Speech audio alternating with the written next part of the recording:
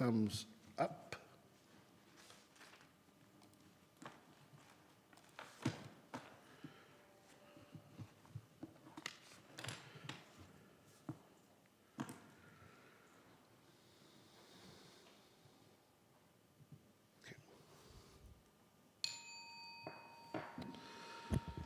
Okay, good afternoon, everyone.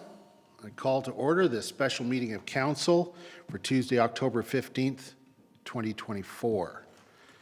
And as we start, in the spirit of truth and reconciliation, I acknowledge that we are all gathered in the heart of Treaty 7 territory of Southern Alberta. This land is home to the Blackfoot Confederacy, consisting of the Siksika, Kainai, Pikanai First Nations, also the Tsuut'ina First Nation, and our most adjacent Indigenous neighbors, the Stoney Nakoda, comprised of the Bearspaw, Goodstoney, and Chiniki First Nations. Further, we are located within the Rocky View Métis District within the Battle River Territory, District Number 4. The town of Canmore is committed to working to live in right relations and advance truth and reconciliation as we acknowledge the many Indigenous peoples whose footsteps have marked these lands for generations, and I'm grateful for the traditional knowledge keepers and elders who are still with us today and those who have gone before us. Now moving to the very short agenda that we have. No changes. Therefore, I move that we approve the agenda for the October 15th, 2024 special meeting of council as circulated. All those in favor? Carried unanimously. And we'll move to our only item of business, which is item G1. Ms. McClett, you're here to talk about the Business Registry License Bylaw Amendment 2024-27 Omnibus. The microphone is yours. Thank you, and good afternoon, Your Worship and members of Council. As the Mayor said, we're here to give first reading to Business Registry Bylaw Amendment 2024-27 Omnibus and schedule a public hearing for the updates as proposed. And before I move on, I just wanted to acknowledge James Thomas in the back of the room. He's, those of you who haven't met him, he's the Economic Development Coordinator with the town, I think 4.5 months now, 5 months. And Frida, who is our Business Registry Coordinator for the temporary replacement for Amber Lee in that space. So in case you hadn't seen their faces yet, that's who they are. As a background, the Business Registry Bylaw is permitted under Municipal Government Act, Part 2, Division 1, Section 8. And this is an amendment of the 2021-01 bylaw. And that was last updated, as noted, in 2021. And we're here today predominantly, as you accepted the recommendations from the Livability Task Force, that triggered some required updates to the bylaw, and then we took opportunity to review the bylaw and to see where other amendments and updates needed to take place for you. And we're going to start with tourist homes, and under the land use bylaw, the definition is as outlined in the presentation. And tourist homes, of course, are short-term vacation rental units operated out of a residentially zoned property, whereas visitor accommodation are short-term vacation rental units on commercially zoned land. So just wanted to distinguish the two different uses, both on residential and then on commercial property. And so the change brought forward in the Business Registry bylaw focus on requiring that each tourist home unit hold one business license per unit versus a management company holding a license, which is a shift from our current approach. Currently, we have management companies that hold the license, and we are aligning it with the Business Registry bylaw requirements for any current business. For example, Eclipse, each location has its own license per location, and so we're applying that rule similar to tourist homes in that space, and have the business license number displayed in all marketing material, both digital and print. And that helps with the enforcement side of illegal tourist homes, when municipal enforcement can look on their marketing material and identify, do they have a business registry license number? They can look up that number and identify if that address matches the location. So from an enforcement side, that helps as well. I did want to highlight the alternative consideration for council that we did not put forward in the business registry bylaw updates, and that is around visitor accommodations.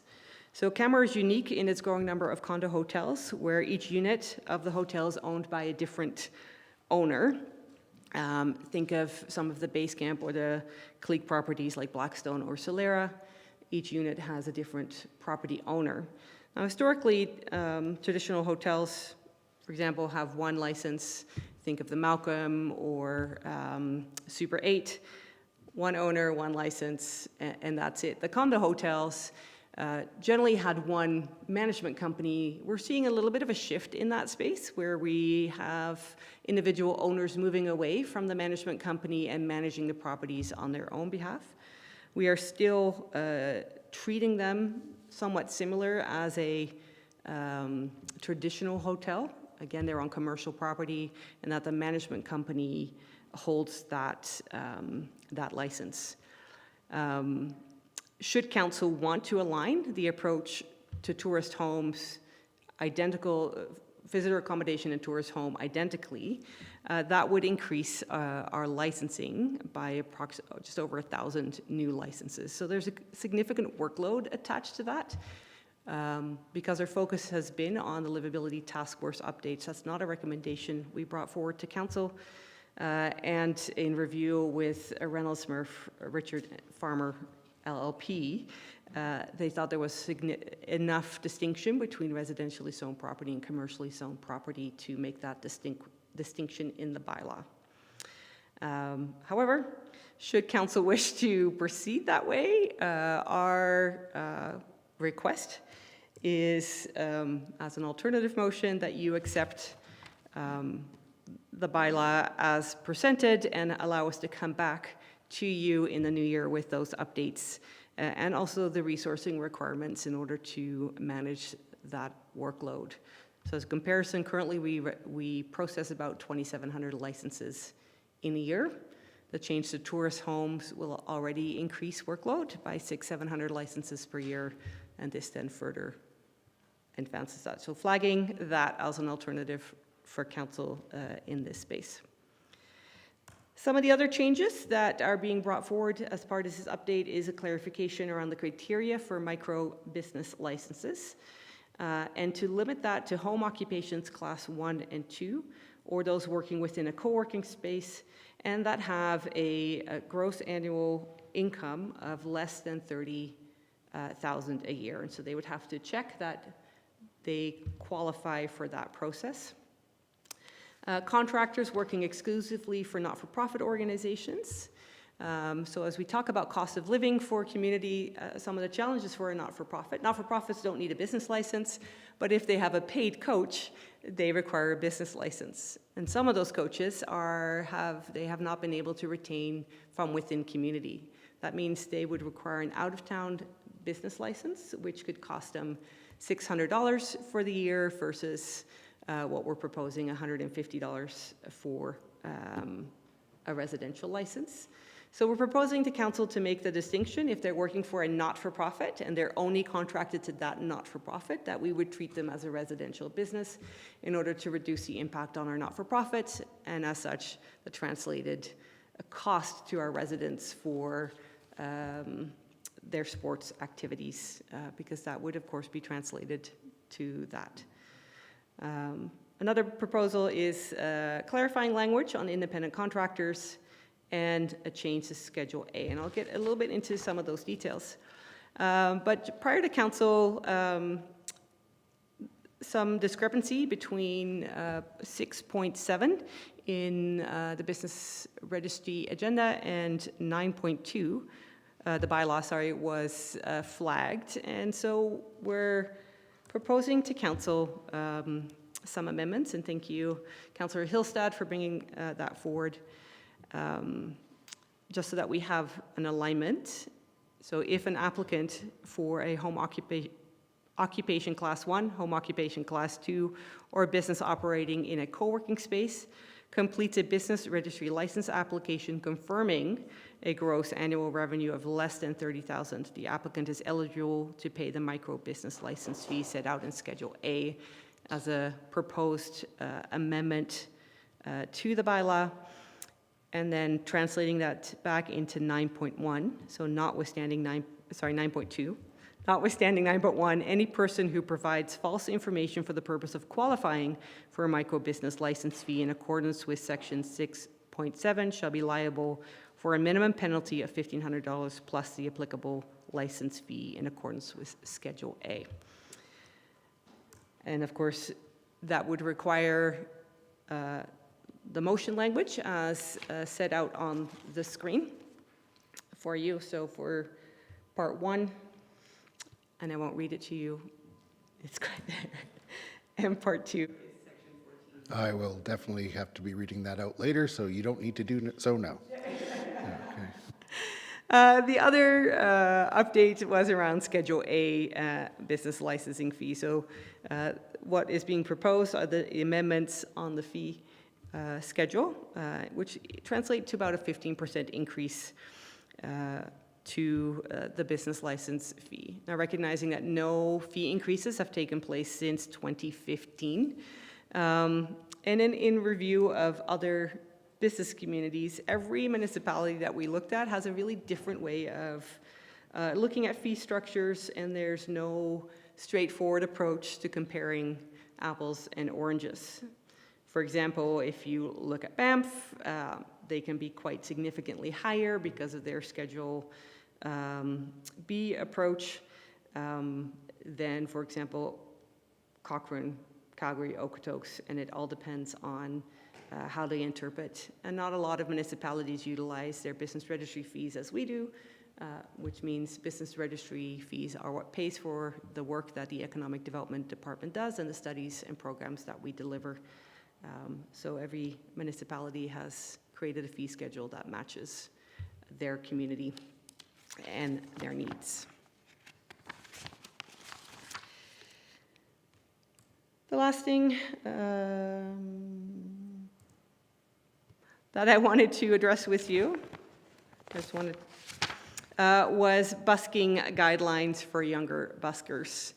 So currently our busking conditions are set out in a different document, an internal document, and the conditions restrict those busking to the age of 12, requiring that they have parental supervision if they're under the age of 12, and they require a license. So unless council directs otherwise, administration is planning to remove the age restriction from the busking conditions, allowing all buskers to showcase their talent. They would still need to adhere to the busking guidelines and require a busking license in order to busk in community. Now, the report also outlines some other considerations for council to look at. So one of the alternative considerations is around business registry fines. So the fine amounts that are recommended by administration are recommended to stay the same.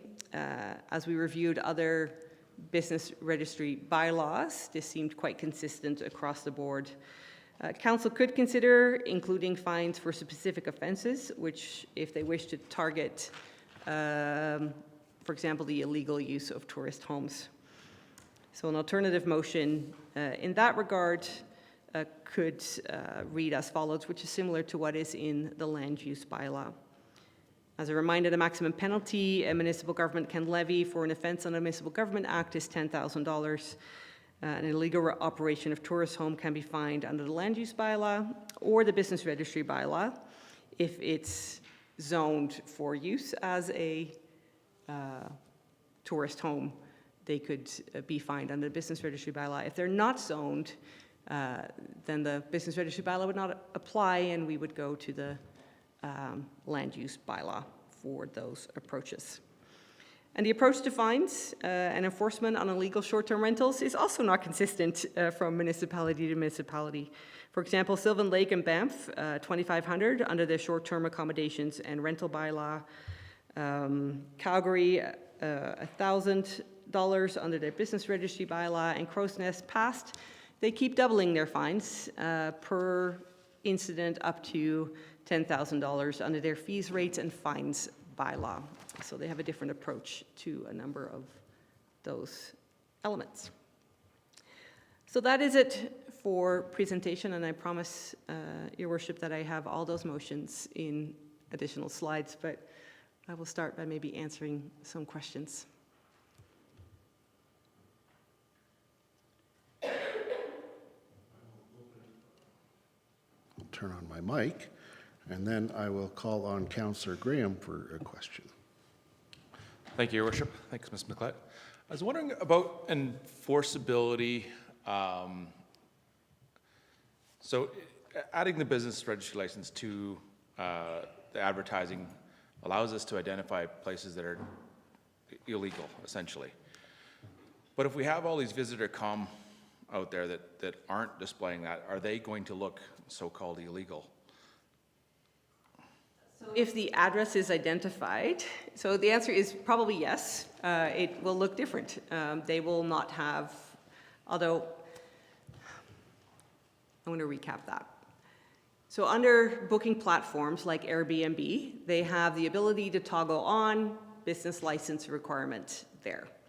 And so for community, any business within Canmore, visitor or tourist home, would have to put in their business license. What you would see for visitor accommodation, if they own multiple units, is the same license number tied to multiple properties versus a different license number per property. For tourist homes, that would be a different number per property. So if we asked a visitor to come to do this, that they wouldn't need additional licenses, they would just need to display this license. Correct. So, But that's not in fairness, it's not a requirement, but for Airbnb, once that's on, it's on for all properties that list within communities on their system. okay. Thank you very much. I appreciate that.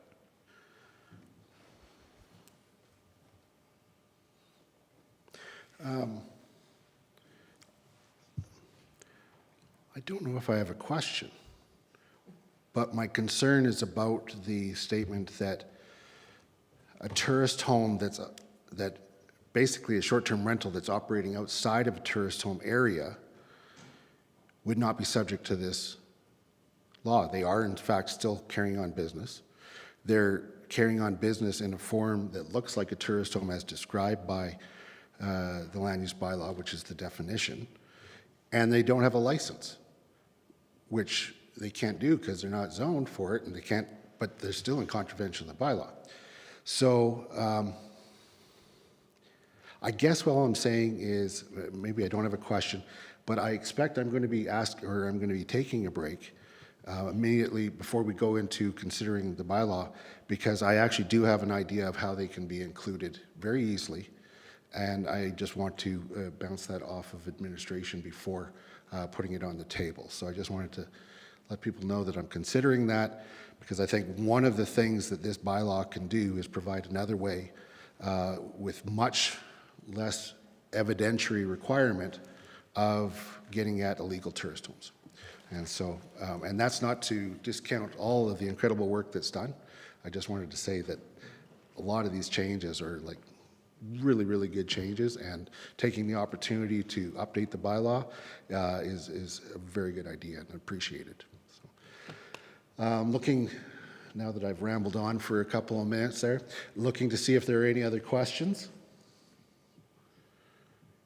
All right then. Okay, in that case then I'm going to take I'm going to take at least a 10-minute break, but for those viewing at home, if we happen to be longer, it's because we needed longer.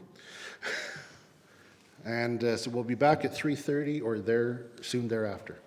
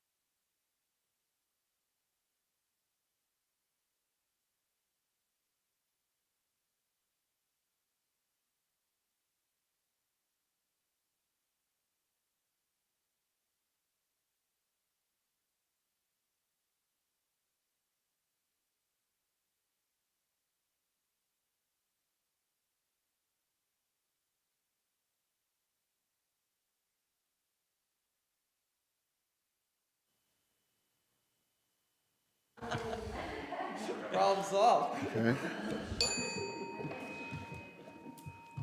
Okay, we're back. And we're now going to, I'm going to put a motion on the table.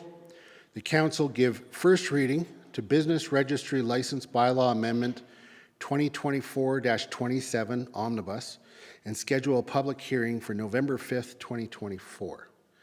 Now, I'm going to put an amending motion out, which is the one recommended by administration, right there. So I guess these are two motions, right?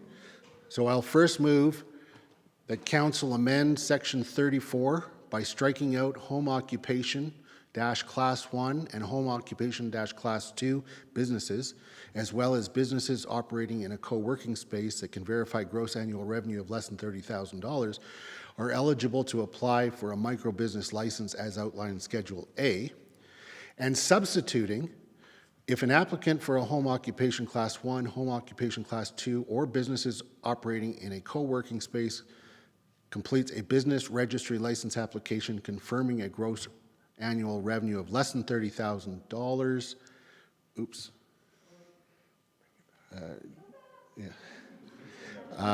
The applicant is eligible to pay the micro business license fee set out in Schedule A. So this rewording provides clarity, and thank you to Councillor Hillstad for having noticed that and raised the question. Are there any anybody wishing to speak to this amending motion? Okay, seeing none, I'll call the question. All those in favor? Carried unanimously. I'll now move, this is the second recommended motion. And the motion is that council add the following after section 40. 40.1. Section 9.2 is amended by striking out unlawfully completes the written declaration required under and substituting provides false information for the purpose of qualifying for a microbusiness license fee in accordance with. And so this is the second part of the change that was so that they fit together as discovered by Councillor Hillstad. And so I'd look for your support. Would anybody like to speak to the motion? Okay, seeing none, I'll call the question. All those in favor?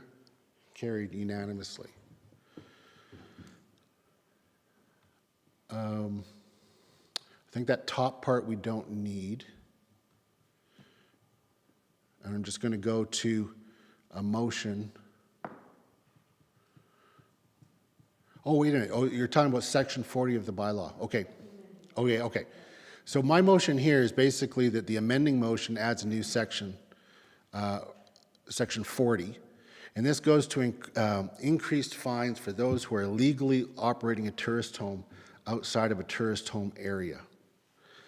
I actually believe that the current wording would allow that, but for clarity's sake, and actually I think it's better, if we specifically look at those who are carrying on business, operating a short-term vacation rental outside where it's allowed, then they're in contravention of this bylaw because they don't have a business license. And they have a special fine that first offense $2,500, second offense $5,000, and third offense $10,000. The fines mirror that which in the land use bylaw, but they're two different ways of getting at the same problem. The land use bylaw has a much higher evidentiary burden, the way that it's currently written. This would simply mean that, look, if you're in fact not displaying your business license, and because you don't have one, and you're operating in this manner, you get a special fine just for you. And so we'll go to first reading. If this is approved, it will be reviewed by legal, and if there's any amendments or problems raised, it would come back to us at the time of the public hearing.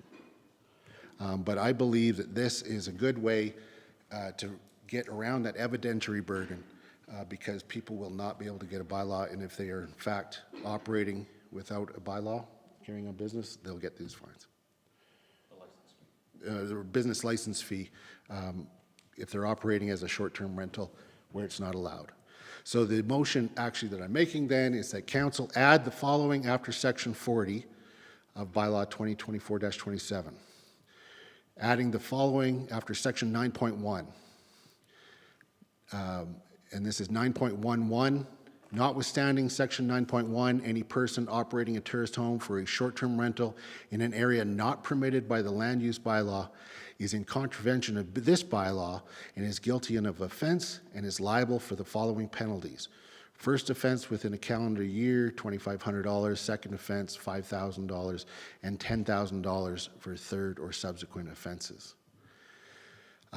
This then does not require all the proof that would be under the land use bylaw. It just needs to show that it's in an area where that is not allowed. And if in fact they're carrying on business and don't have a business license, if they're carrying on business of short-term rental and they don't have a business license, they will be subject to these fines. I encourage your support of this, and then we will, if there's any concerns with it from a legal perspective, we'll be advised of such when this comes back. Would anybody like to speak to the motion?